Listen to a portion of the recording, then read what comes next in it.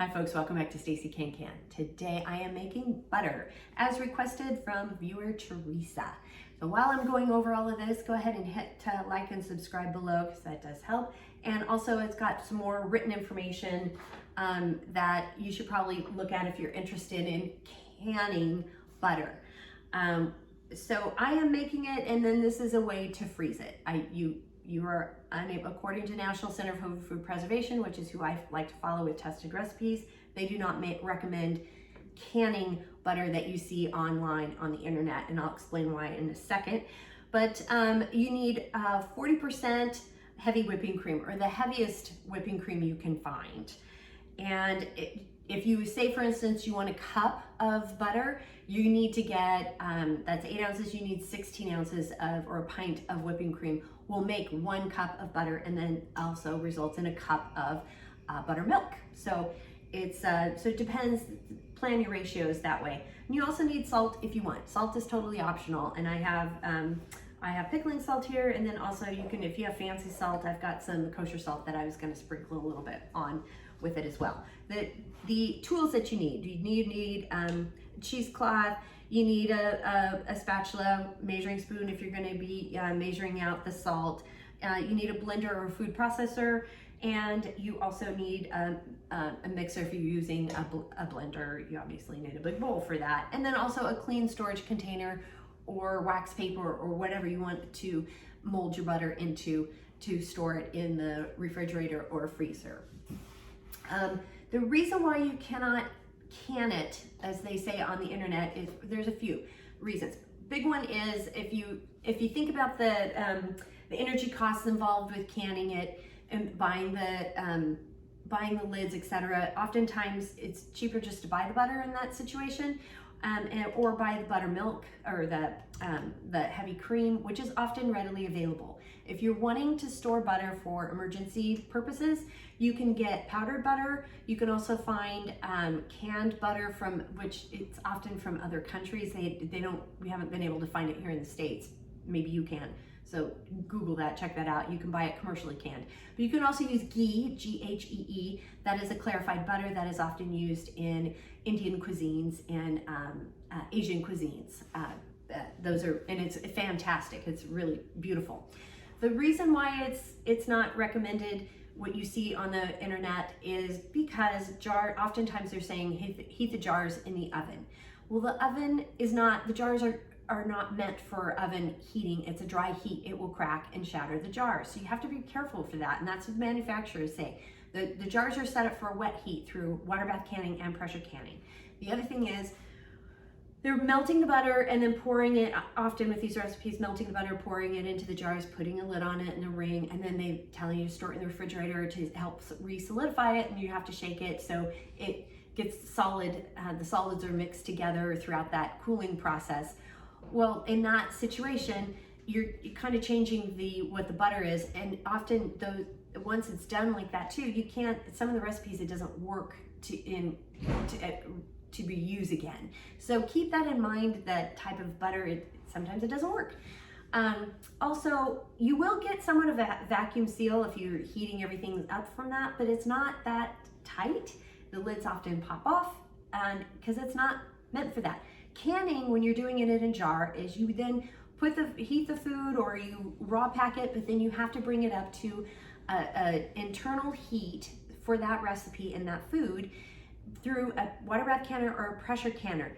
That is called canning. Okay, just putting it in a jar and setting it wherever, in the refrigerator or on your counter, whatever, that's called open kettle. That has not been an okay format of canning since the 40s, I believe. Don't quote me on that, but I believe at least it was talked about in 1945, and I think again in the 80s. But for sure, completely cut off. Open kettle has not been approved by the USDA in decades. So it's not safe. Plus, butter and cream, this is a low acid food. So low acid foods need to be pressure canned. So you're not gonna get what you need when you are pouring it in there. But some people will say, my kitchen, my rules. You do you on that bit. I'm gonna show you how to do it, and then you can store it in the freezer. So as I've gone over all of that, that's a lot of information. Just check the show notes below for more detail. And so with all of this, let's go ahead and get started. Quick little tip before you get started. Making sure to put your beaters and whatever bowl that you are using, stick in the freezer for just even a minute or two as you're kind of prepping things.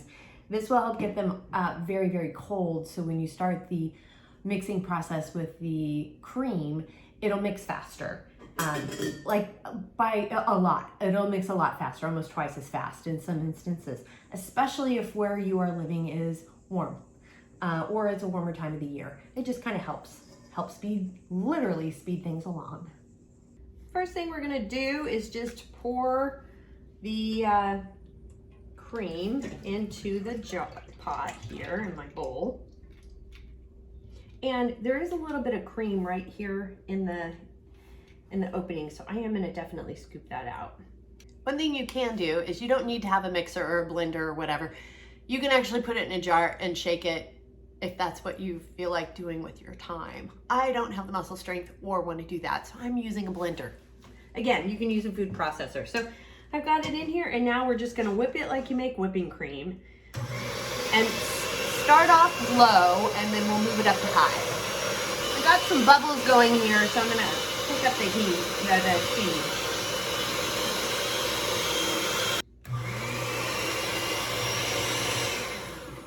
So you see how it's kind of, it's actually super thick at the moment, and it's just starting to turn yellow. So we're gonna keep mixing. And now we're at kind of a cottage cheese consistency where it's pretty thick, but it's just starting to now separate the buttermilk from the butter fat here. So it's starting to liquefy, which is great. Half liquefy, half solidify. I had a little bit of an oopsie-doops that I did not realize till after everything was finished. And that was a section that did not record. After we got the cottage cheese looking section where the cream had been separated into solid butter and also buttermilk liquid, you do need to strain the two apart. And how to do that is you can fill a cheesecloth, put cheesecloth in a colander, or you can use a sieve like I have and what I like to use. And you just pour the two into the sieve or colander, and you can either just dump the buttermilk down the sink, or you can collect it and use it for something else at a later time. It's really up to you on that part. So that's the one little section that did not record. After you have strained the buttermilk from the butter here, we're gonna rinse this with cold water. You're gonna wanna do this a couple of times. I'm gonna go ahead and scrape the butter into the bowl here, the rinsed butter. I rinsed it about 2 to 3 times, just with clear cold water. And do your best to scoop it out. It's butter, definitely butter.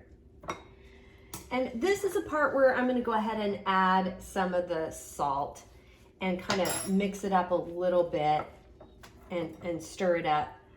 Because you can add it with the buttermilk when you're initially mixing it, but then you're gonna salt up the buttermilk. And as I'm stirring it, we're getting more water coming out of this. So I'm gonna go ahead and dump the water too, which is good. You wanna get the water out of this. Now I'm gonna take some wax paper, and I did wet the counter a little bit to hold the wax paper down.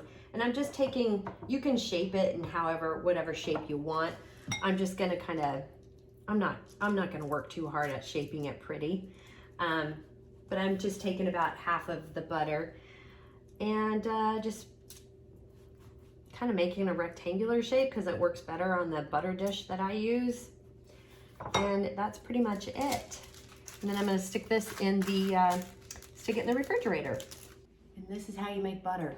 Pretty simple and easy, and oh, so delicious.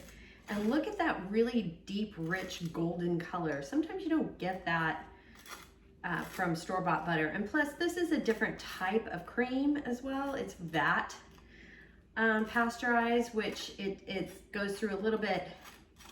It's still pasteurized, but it's not as hardcore. I think you would probably get a richer yellow if you were to use raw cream. But again, it's your preference and your availability state by state, but it is delicious. So this is how we make It's how you make butter. And I've put it in a little, some wax paper here that I'm gonna stick in the freezer to keep, and then, or refrigerator, whatever I choose. But this took all of about maybe 10 minutes. You know, the longest part is the beating of it with the blender. That was the longest part. And then you do need to rinse it 2 to 3 times in the sink. So that's it. And so the recipe and more information on how to preserve butter, etc., is down below. And while you're down there, please hit like and subscribe, as mentioned before, and share. That does help too. And if you have any questions, comments, suggestions, feedback, concerns, by all means, please reach out to me. I'm on Facebook at Stacey Can. You can at me on Instagram and TikTok at Stacey Can. My website is www.staceycancan.com, and my email is info@staceycancan.com, plus LinkedIn at Stacey Can. So thanks again for joining me today, and until next time, happy canning and buttering.